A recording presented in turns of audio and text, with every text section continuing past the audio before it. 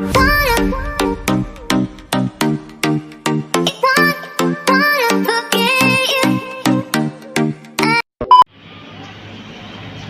welcome back sa ating channel, StreetBike motovlog.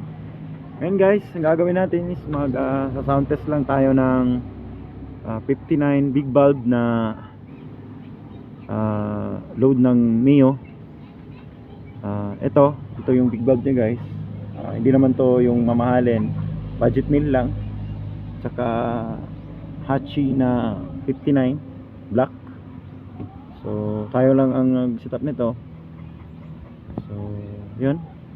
Bago ang lahat, please subscribe my channel, StreetBike motovlog. Leave a comment guys, like and share.